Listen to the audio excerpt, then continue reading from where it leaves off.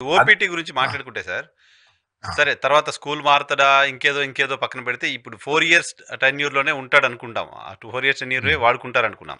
దానికైనా సరే ఈ 2028లో గ్రాడ్యుయేషన్ పూర్తయ్యే ఒక స్టూడెంట్కి 2028 నాటికి ఓపీటీకి సంబంధించి స్టెమ్ ఎక్స్టెన్షన్కి సంబంధించి ఈ రోజున్న రూలే ఉంటుంది అని ఆశించడం అత్యాశ అవుతుందేమో కదా. లేదు, ఈ రోజున్న రూల్ లేదు, ఆల్రెడీ రూల్ చేంజ్ అయిపోయింది 28 తర్వాత మార్చ్ 18, 2027 నుంచి రూల్ చేంజ్ అయింది ఓపీటీకి స్టెమ్ ఎక్స్టెన్షన్ కు. ఇప్పుడు ఎవరైతే ఓపీటీ అంటే March 17 లోపల ఎవరైతే ఓపీటీ స్టెమ్ ఎక్స్టెన్షన్ అప్లై చేస్తారో అది ఒక మెకానికల్ ప్రాసెస్. అంటే ఉట్టిగానే మీరు అప్లై చేసేస్తే ఆటోమేటిక్ వచ్చేస్తుంది, అన్ని టెక్లు కరెక్ట్ ఉంటే వచ్చేస్తుంది అన్నట్టు. ఇప్పుడు కొత్తగా వాళ్ళు ఒక I-539 ఫామ్ అని March 18, 2027 నుంచి మొదలు పెట్టింది. దానివల్ల ఏంటంటే ఒక I-539 ఫామ్ అని ఇంకొక అడిషనల్ పెట్టి, నువ్వు మొదటి నుంచి కరెక్ట్ గా ఉన్నవా, కోర్స్ వర్క్ కరెక్ట్ చేసినవా, నువ్వు ఏదైతే డిగ్రీ తీసుకొచ్చి ఆ డిగ్రీలే ఉన్నవా, వేరే డిగ్రీ, అవన్నీ కూడా వాళ్ళు ఎవాల్యుయేట్ చేసి అప్రూవ్ చేస్తారని చెప్పి కొత్త రెగ్యులేషన్ వచ్చినాయి. ఏది March 2027 నుంచి March 18, 2027 నుంచి ఆల్రెడీ వచ్చేసినాయి. So definitely OPT stem extension మీద కొద్ది రిస్ట్రిక్షన్ పెరిగినట్టే. మరి వాళ్ళు డినై చేస్తారా, ఎంత టైం పడుతుంది అప్రూవ్ చేయడానికి, ఎట్లా డినై చేస్తారు, ఎందుకు డినై చేస్తారు, ఎటువంటి అన్నది ఇంకా డీటెయిల్స్ వాళ్ళు పబ్లిష్ చేయలేదు. రెగ్యులేషన్స్ అనేది పబ్లిష్ చేసింది, కానీ దాన్ని ఎట్లా ఇంప్లిమెంట్ చేస్తున్నది USCIS నుంచి ఇంకా వస్తుంది. ఓకే, డిహెచ్ఎస్ ప్రతిపాదిత రూల్ కూడా ఉంది కదా, అది అమల్లోకి వస్తే ఎవరికి ప్రమాదం ఉంది, ఎక్కువ ప్రమాదం ఎవరికి ఉంటుంది అంటే మీరు చెప్పేది EAD రిస్ట్రిక్షన్, DHS అంటే ఇప్పుడు అన్ని ఇమిగ్రేషన్ ఇప్పుడు వర్క్ ఆథరైజేషన్ మనం లాస్ట్ వీక్ డిస్కస్ చేసింది ఏంటంటే, ఎవరికైతే అరెస్ట్ ఉందనుకోండి, ఎటువంటి అరెస్ట్ ఉన్నా కూడా వాళ్లకు వర్క్ ఆథరైజేషన్ ఇవ్వమని ప్రపోజ్ రెగ్యులేషన్స్ పెట్టిందండి.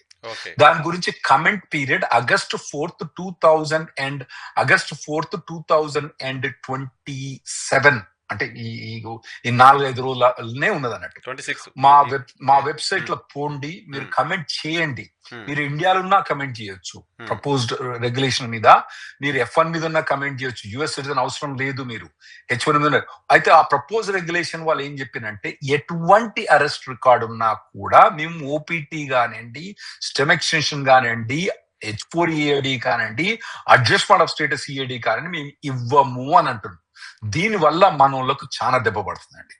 అంటే మీరు అంటారు మరి మనోళ్ళు అరెస్ట్ ఎందుకు అవుతారంటే, ఇప్పుడు కొన్ని ఎట్లుంటాయంటే, సరే మనోడు అక్కడ పోయి తాగుపోయేమంటారు, కొట్లాడుకుంటా అనుకుంటే అది వేరే విషయం, అటువంటి వాళ్ళ గురించి మాట్లాడుతున్నాను. ఎవడైనా డ్రగ్ డీల్ చేసిన అటువంటి గురించి మాట్లాడతలేదు. నేను ఎటువంటి వాళ్ళు గురించి మాట్లాడతానంటే, ఇప్పుడు ఒక పర్సన్ ఉన్నాడు అనుకోండి, 19 years అబ్బాయి ఉన్నాడు, అతను బీర్ తాగుతాడు అనుకోండి, ఓకే, అతను బీర్ తాగితే అతను అరెస్ట్ చేయొచ్చు పోలీసు. ఎందుకంటే మా దగ్గర 21 years కన్నా తక్కువ పబ్లిక్ ఒక్కటే కదా, 21 years కన్నా తక్కువ ఉన్నప్పుడు బీర్ తాగరాదు. అంటే వాళ్ళ పేరెంట్స్ ఇంట్లో కూర్చొని తాగొచ్చు కానీ బయట తాగరాదు. వాళ్ళని అరెస్ట్ చేయొచ్చు. అరెస్ట్ చేసిన తర్వాత సార్ అది వేరే విషయం.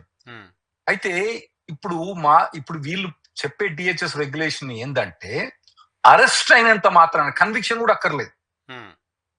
ఇప్పుడండి ఒక అబ్బాయి 19 year అబ్బాయి ఒక బీర్ బాటిల్ మాదిరి ఒక బాటిల్ తీసుకుని ఇట్లా తాగుతాడు అనుకుందాం. అందులో బీర్ ఉందని ఎట్లా డిటర్మైన్ చేస్తారు మీరు? ఇప్పుడు అందులో బీరే ఉండొచ్చు, రూట్ బీరే ఉండొచ్చు. మీకు రూట్ బీర్ అంటే చాలా పిల్లలు తాగుతారండి అక్కడ రూట్ బీరు. నేను కూడా తాగిన, బాగుంటది. అయితే రూట్ బీర్ అన్నది ఆల్కహాల్ ఉండదు అందులో. అది కూడా బీర్ మాదిరి ఉంటది అన్నట్టు. పూర్వలకు అదొక ఆనందం రూట్ బీర్ తాగడానికి. అందరూ తాగుతారు అన్నట్టు ఆనందంగా, ఏదో బీర్ తాగినట్టు సంతోషం వల్ల. అయితే ఇటువంటిది మార్కో రూబియో, మా external minister, secretary of state అంటాం అన్నట్టు. మార్కో రూబియో 19 years ఉన్నప్పుడు ఒకసారి అరెస్ట్ అయింది. ఆ డీటెయిల్స్ మాకు మొత్తం ఎక్స్పెన్సివ్ రావు. అతను బీర్ తాగుతాడో మాకు తెలియదు, రూట్ బీర్ తాగుతాడో మాకు తెలియదు. అది మాత్రం మొత్తం అతను కేసు కొట్టేసారు, తీసేసిన. నార్మల్ గా అవుతుంది, నార్మల్ గా చాలా మందికి అవుతుంది. ప్రెసిడెంట్ బుష్ కూతురు మీద కూడా అయింది, చాలా మంది కూడా అయింది అన్నట్టు. అయితే ఎవరైతే కేసు ఫైల్ అయింది అనుకోండి, లేదా అరెస్ట్ అయింది అనుకోండి, వాళ్ళకి EAD రాదు. సో అది మేము పడే ఇబ్బంది. మీరు ఎవరైనా మేజర్ కన్విక్షన్, డ్రగ్ కన్విక్షన్ అటువంటి ఉన్నారనుకోండి, వాళ్ళకి పర్వాలేదు. ఈ చిన్న చిల్లర వాటికి అరెస్ట్ అయిన వాటికి కూడా వాళ్ళను EAD ఎక్కిపోతే ఎట్లా అన్నది కమెంట్ పీరియడ్ ఉంది అన్నట్టు. ఇది డెఫినెట్లీ మనకు మంచిది కాదు. ఇమిగ్రేషన్ పైన ఇంపాక్ట్ చూపిస్తుంది, పర్టికులర్ తెలుగు వాళ్ళకి ఇక్కడ నుంచి మనం